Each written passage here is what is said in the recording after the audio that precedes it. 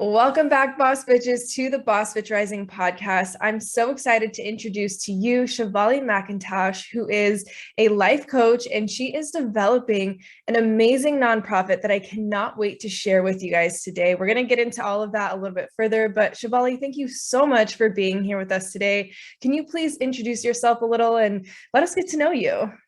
All right. Thank you, Kel, first of all, for having me. I'm excited to be here.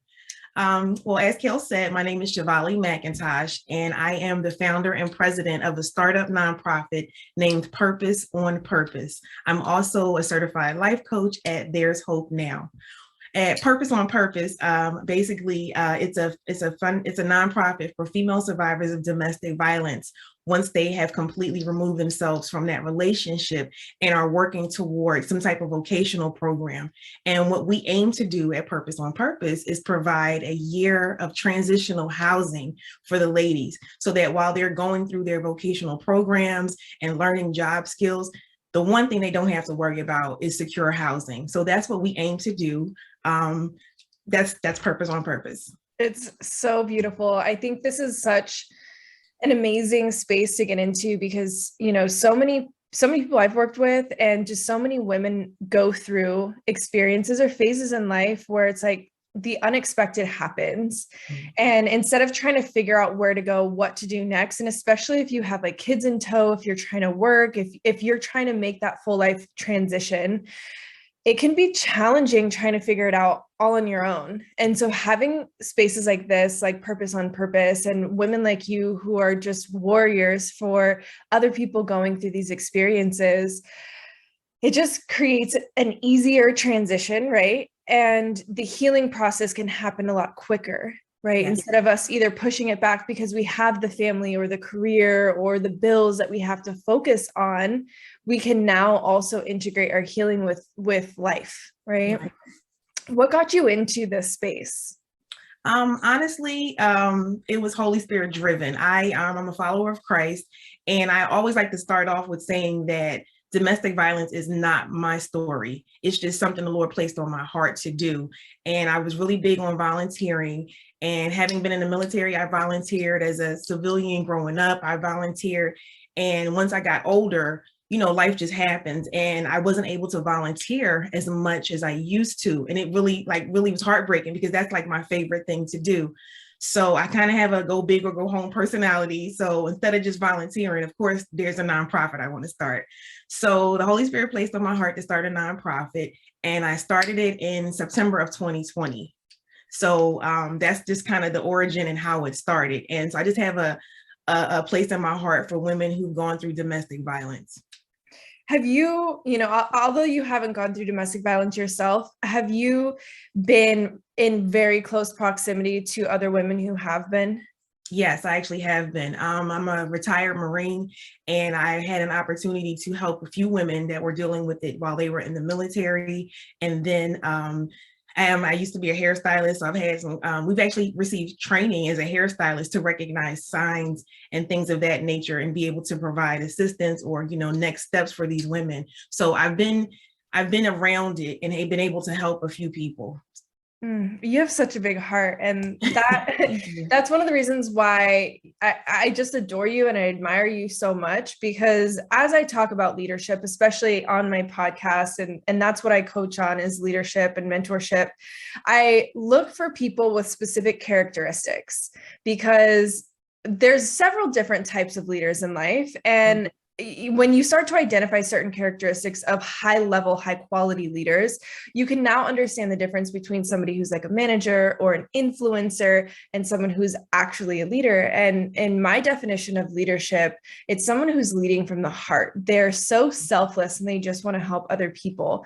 And being that you haven't even experienced this for yourself, but you feel so called to help other women go through this and be that support system for them, just shows how big of a heart that you have. A lot of the time we get into spaces because we've had that personal experience, right?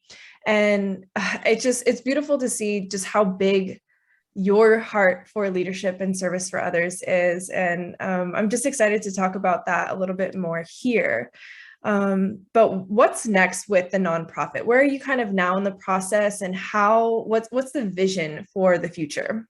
Okay. Literally in December, I literally stopped doing hair so that I could focus on the nonprofit and the life coaching, which kind of go hand in hand, because once the ladies are in the foundation Purpose on Purpose for that year, they will receive complimentary life coaching for that time that they're there.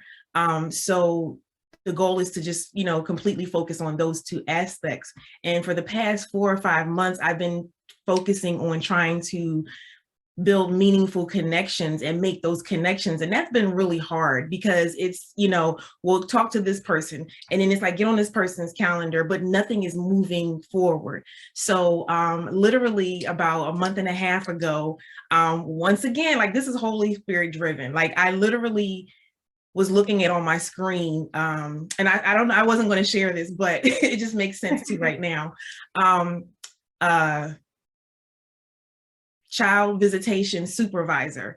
And I didn't even know what that was. So I looked it up, and what it is I would be a supervisor while the children had their visitation with whichever parent they needed to meet with. And you just need to be present and, write the reports and things of that nature, which is ironic because it kind of comes full circle. Before I joined the military, I was a guardian at Litem, and I was in the court systems being a voice for the children that were going through these different situations with their parents. So I actually got a chance to talk with the judge, the children, and things of that nature. So here we go again, full circle. It's almost the same thing. So by being a visitation supervisor, I would actually be in the center of the hub, dealing with courts, shelters, police, different social workers and things of that nature. So literally I'm being put in the middle of it. And it's not that I would come in initially and just start talking about Purpose on Purpose. I would actually be able to serve and do what's needed of me in the meantime, growing my reputation. And you get to see,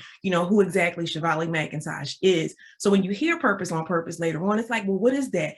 That's Chavali's nonprofit. Remember Chavali, so it would just make it so much more easier to have my foot in the door and continuing to volunteer. So I'm extremely excited about taking that on, because that's going to definitely move Purpose on Purpose forward while actually serving other people as well. And that's just amazing. I do have a question though, is the nonprofit located here in San Diego? You're in San Diego, just like me, for our listeners. But is that just local to San Diego, or are you looking to expand that out to California, the whole US? What does that look like?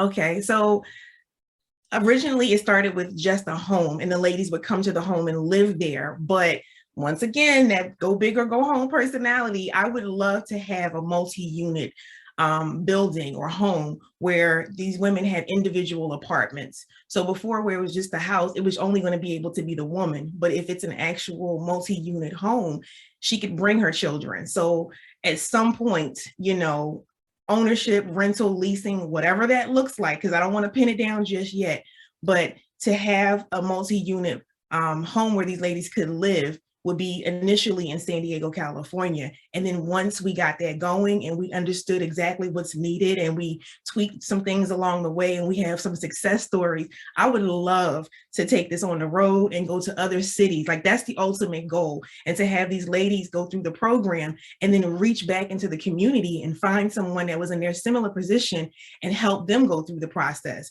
So it's like each one teach one. We come on, just grab them and keep it going, so we can move from city to city or find out, where it's needed and just kind of blossom from there. That would be an amazing legacy. So that's like the ultimate goal for Purpose on Purpose. Oh, it's so beautiful. And that we're planting seeds here today in this episode. And if anyone is listening too, I encourage you to reach out to myself or Chavali and whatever you think might be beneficial to grow this, like, please reach out to us, because I'm, passionate about bringing her here. Meaningful connections is one of the things that she keeps saying that she needs to make. And so this, however many listeners, hundreds, thousands of people are listening to this episode. If you think that you could possibly help grow this nonprofit, or somebody who can, please reach out to us, because this is just a space that needs a light in, not only domestic violence, but then how that also affects the women, the children in the home. and going out and trying to make a meaningful life of yourself and for your children, but how challenging that can be when you're trying to pick up the pieces, and sometimes the pieces are just so scattered. And so that's why I have to congratulate you in a sense too, for being such a leader with a light for other people, and you're lighting the way for others to come back home to themselves, and doing that in a way of like, do you have any true experience building a nonprofit before and in this space, or are you kind of just like paving your own way? Well, thank you. Yes and no. It was really important for me to structure the nonprofit properly, and knowing that in the future, I could possibly have these ladies working within the nonprofit. And if it wasn't structured properly, that would be them losing their job, you know? So I literally partnered with a law firm that specializes in nonprofits, and I had them structure it.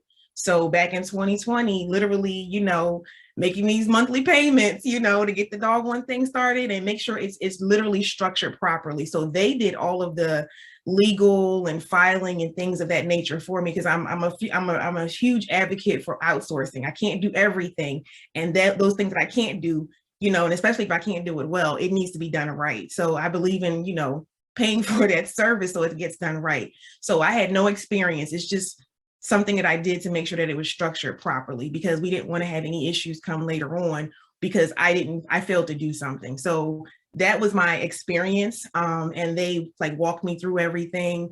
We did the trademark filing and things of that nature. So everything is structured properly. We got our 501c3 status in 2021.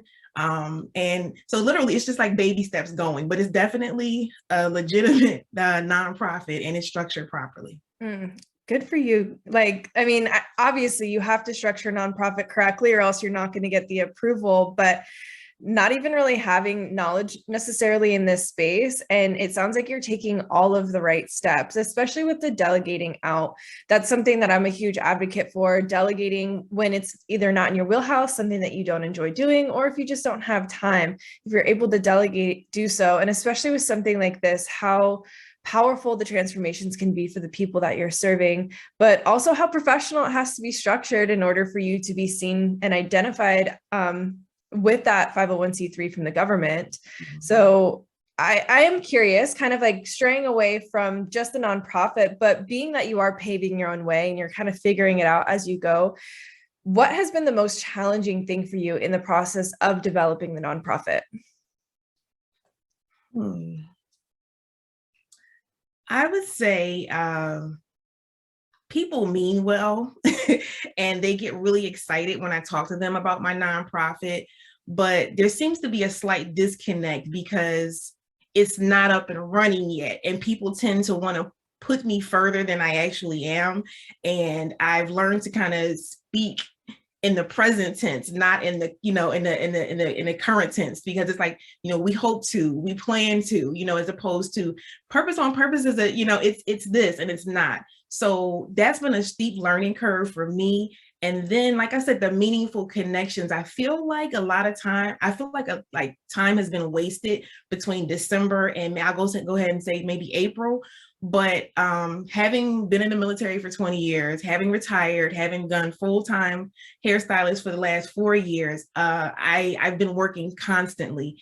And it's been really hard for me to just wait and just see what happens. I've had a couple of relationships where people said that they were going to do some things and it fizzled out.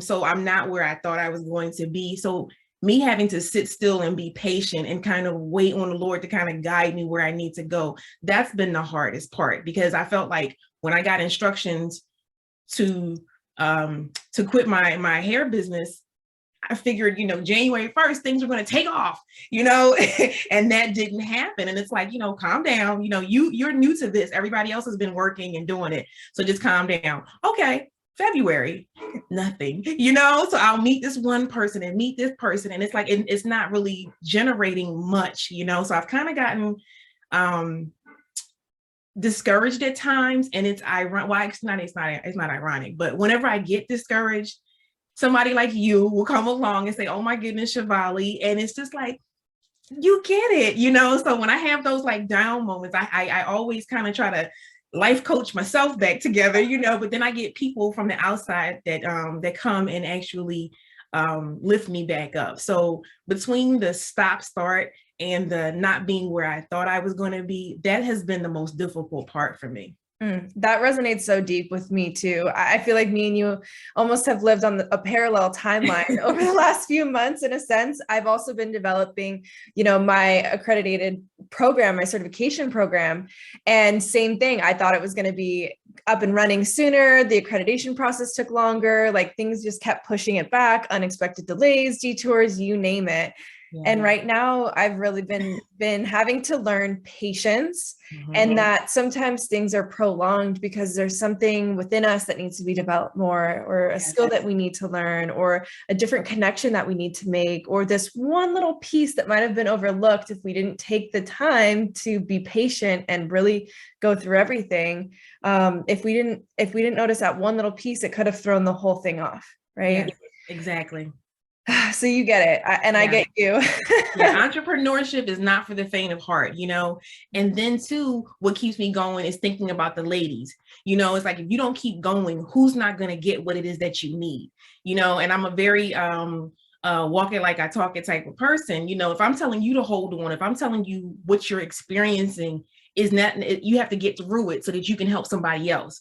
So it's the same thing for me. So it's just like, yeah, you're discouraged, you're a little aggravated, but you have to keep going, because this is not for you. It's for the future generations. These children are now seeing their mothers doing better, and it could possibly break cycles. Like, there's so many things that are like contingent upon me finishing and doing what it is that I was placed on this earth to do, so Kale, be encouraged, like you said, you and I are very similar with where we are. So it's just like, keep going, because what somebody needs what you're doing more than one somebody. So, be encouraged. Yeah. Sure. Yeah. Your calling has a massive ripple effect, and what you're doing is going to literally affect generations, multiple generations to come. And that's so, it's a heavy weight, right? You got to think about that. It's like, damn, I got a lot to think about, a lot of people to think about, but it's also like, that's what keeps that flame burning inside of you, I'm sure. Yes. But it sounds like you're such a doer. You're a move maker. You get out there and you just get it done. But I have a question for you. Being of service to so many people and knowing the profound impact that you're going to have on the lives of possibly multi-millions of people in your life through that ripple effect that you're creating, right? What do you do to care for Chavali? Chavali shuts down. What a shutdown. I am, people always think I'm an extrovert, but I forget what the term is for when you're both. But when I'm out and about, or when there's something that needs to get done, I can get on stage, I can talk to multiple people, I can get out there and do what needs to be done. But once I'm done, in order to recharge, I need the quiet. I need to just Netflix and chill.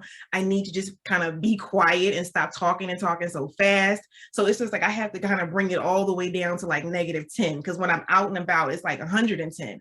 So I kind of got to reel it all the way back, and like nature stuff, not like hiking and stuff. I always have to, emphasize that, but like scenery and like national parks and things like that. I really enjoy that. I have a soon to be 13-year-old here at the end of the year.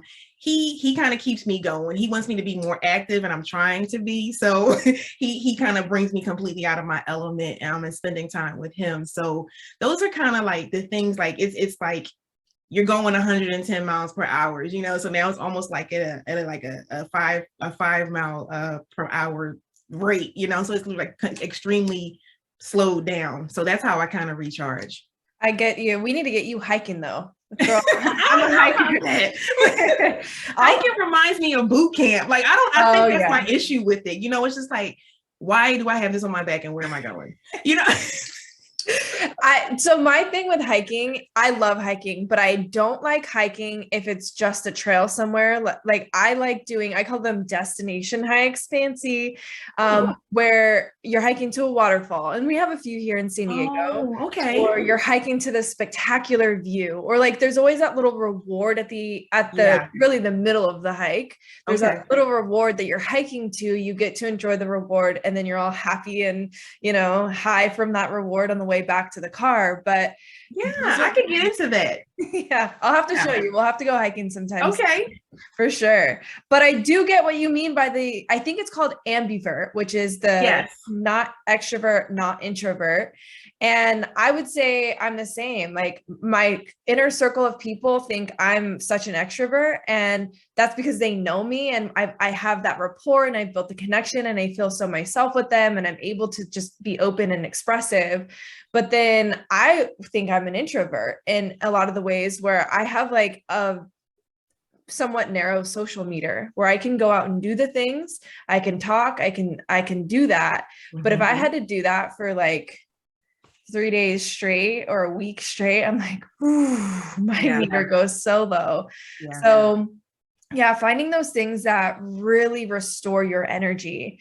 And usually that means, especially as a high performer like you are, a doer, a move maker like you are, finding those things that help you restore your energy. And most of the time that means either being completely by yourself, sleeping, nature, whatever your thing is, or being around those like 1 or 2 people that you can actually tolerate all day, every day. And it's funny because I've had people around me and they're just like, well, let's do this next, and let's do this next, and let's do this with this person. And it's just like, that's not what I want to do. Like I literally just kind of want to I don't want to have to answer to anybody. I don't want to have to coordinate anything. I just want to go at my own pace, so that means not having mostly a lot of people around me. So like you said, those 1 or 2 people, the people that are around me when I get like that, they have to understand that, and it's not like I'm not hiding from you. You didn't do anything wrong. This is not about you. This is just about me needing to recharge. Have you found it difficult at all with your inner circle of people to be able to actually express and have them comprehend your needs, especially as you're developing such a massive, powerful impact in this world as the nonprofit?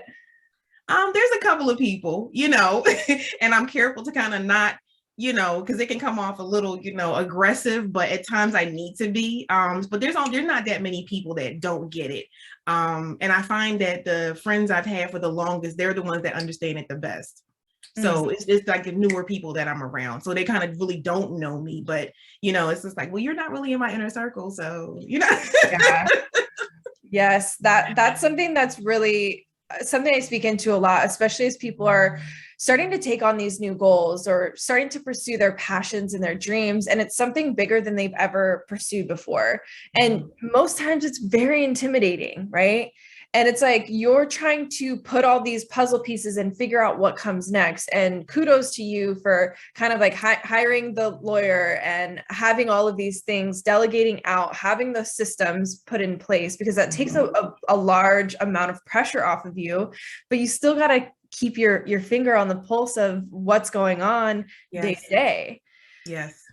And the one thing that I speak into a lot, as a coach, you might also get this as well, is being able to appropriately articulate your wants, needs, and desires, especially as you're transitioning into this different version, this newer version of yourself. And you almost always have to become a newer version, especially if you're going out and paving the way for people like you and all the people that you serve. You're the light, right? So you have to make sure you're lit first before you can continue to light other people. Yes. So that's where, like, I teach a lot on emotional intelligence and communication. And I think, that is also something that you can go in and teach the women that you're serving as well, is how can they set boundaries and how can they say no and not feel guilty? Yes. And it's funny you said that too, because I was looking at, the whole social media and posting things. And I was working on a post earlier today, and it was kind of leading towards, just because you're in this moment, these boundaries and these goals and these values are appropriate right here. But as you evolve, things change, and you have to be willing to make that change and understand why there's a difference. So it's like you can't still have the same mentality because that was good then, and now you're evolving and things are changing and people are around you that are, things are just different now. So you have to understand that and be willing to make those changes and not get stuck in what I used to do and how I used to be. Yes, I have a core values assessment that I have my clients go when they first start working with me. And then I have them go through it again when we're done with our coaching container, just as a way to observe growth and change. And as you're growing and changing, things that you value are going to somewhat evolve in that process. Things that you find important might become different. Right. And I think that's a good practice for everyone to do once a year, even every 6 months, just kind of like check in. Where are you at? What's important? Are these things still important to you? Great, keep them at the top of the list. But here's the kicker. Also identifying the environments and the relationships or interactions that you have in your day-to-day life. How in alignment are these people and places with the things that you value? Do they have similar values? Do they emanate the similar values? Do they embody the similar values? Or are they completely different? Do they differ on the opposite of what you find important? And maybe you'll find some leaks in your energy. Yes. Things that are draining you with the people and the places that you're continuously surrounding yourself with. Yeah, that's good. You might be a life coach, Kel. I am curious. Thanks. I am curious. What is the curriculum for the nonprofit? You said that you'll be teaching women like through workshops and stuff. What kind of stuff are you teaching them? Well, the plan is to partner with other, nonprofits or agencies just to build the resources. So as the woman comes in, the goal is not for purpose on purpose to seek the woman out. What we hope will happen and what I kind of foresee happening is her looking for resources and us being a resource. And it's like, well, I want to come to your program, but I have childcare issues and I have housing issues. Well, we are an affiliate partnership with Purpose on Purpose. Let's see if they have a vacancy. And then once we all come together, the woman, the vocational school, and myself, we would tailor an actual plan of action for her for the year. So then we could tailor it and figure out what resources she needs and pull together as a community and then bring those resources to her. So it would be therapy. As a nonprofit, I get a basically discounted rate for a psychologist. But what would happen is, or psychiatrist, they would have an intern, and the intern obviously needs hours. So the intern will be doing maybe group sessions or individual sessions for the ladies, getting what they need. And then the ladies in turn would get what they would need. So it's like a whole community effort. So that's another reason why I'm so excited about doing the child visitation, because I'm going to be in the realm of everybody that needs to put their hands on purpose and vice versa. So it wouldn't just be me. So to say I don't have a structure as of yet because there are no ladies right now, but as it moves forward, that would be the plan. So depending on how many units are in that home or in that, that building, we would have that many different probably individual plans for those women, and they might not all be the same, but they'll have a few things in common. So it wouldn't just be me offering, because I'm just I'm not qualified to do everything, but I can bring everybody together to give these ladies what it is that they need.